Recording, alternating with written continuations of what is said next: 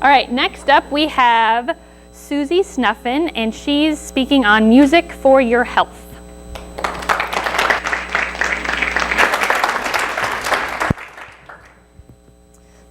All right, hello everybody. So how many of you here like to listen to music? That's a lot of you, and I was kind of expecting that. But what if I rephrase the question like this? How many of you see music as a healthcare tool instead? See, that's not as many, and I was expecting that as well. That's okay. So we're all humans here, and we do tend to feel down from time to time, and that's completely normal. We can feel run down every so often. But what if I told you that you could feel better more often? The solution for that is that I think that music is more than just music. I think that it's vital for our existence, and after a lot of research that I've conducted, I've realized that it's actually quite beneficial to us and for our health.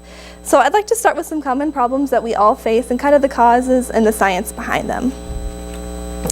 So how many of you struggle with anxiety, stress, or depression? That's a lot of us, and like I said, that's normal, but let's try to figure out why we tend to kind of feel like that.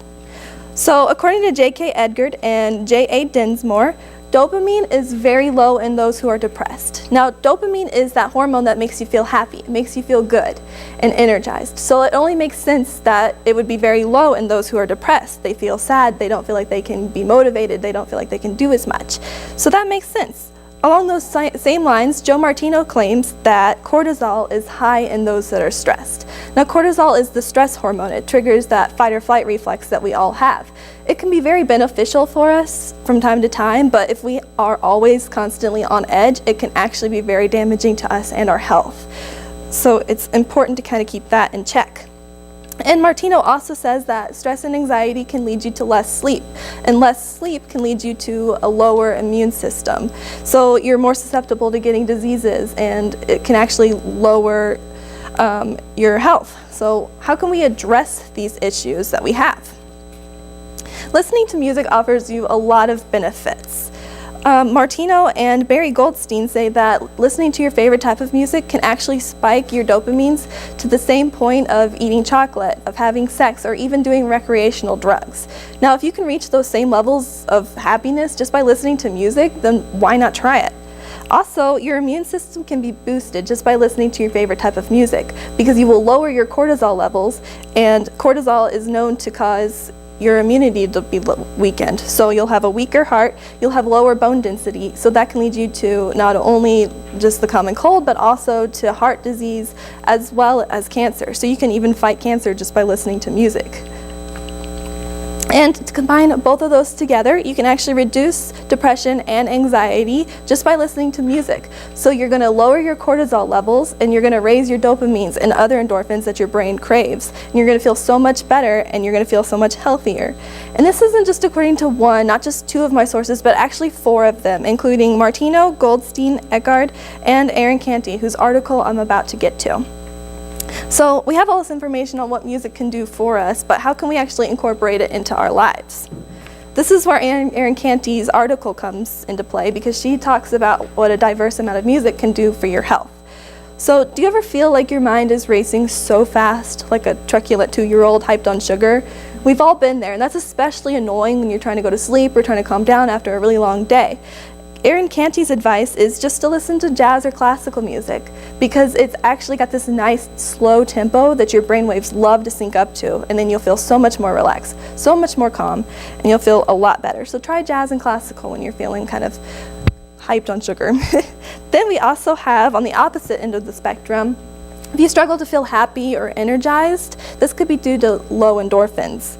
So if you want to combat this sloth feeling, try listening to pop and country. So pop and country are known to boost your dopamines, making you feel happier and more energized.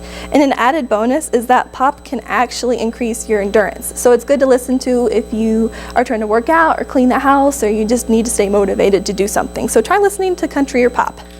And then if you're crying your eyes out, balled up on the couch watching Titanic, we've all been there, it's okay. Just try listening to rap and heavy metal instead next time, because rap fights depression actually, and also heavy metal can boost your confidence. It boosts your self-image, it makes you feel stronger and less sorry for yourself, which is how you tend to feel when you're resorting to Titanic. So let's try to put this new information to good use and to our daily lives. So music boosts your health and your emotional, your health physically and mentally. So why not try to listen to it more often? You can find it in so many different places. You can find it at the library, you can find it online, listen to the radio, you can find it on your TV. And just try listening to a diverse amount and listen to it more often. Incorporate it into your daily routine, like when you're driving. Instead of listening to talk radio, you can listen to music radio, or try listening to it when you're in the shower, or anything. Just try listening to it more, and I bet you're gonna feel so much better, and you'll start to see the benefits. And you'll start to notice that you'll feel less like you're getting sick and more like you're being happy more often. So that's pretty impressive considering it's just music. But now I'd like to move on to my final notes on the matter. So music is much more than what's softly playing in the background of the restaurant that you're in or blaring from your teen sibling's room. It's actually a tool for mental and physical health, and it's not to be taken for granted. You can find it so easily, and it's so easy just to listen. So why not?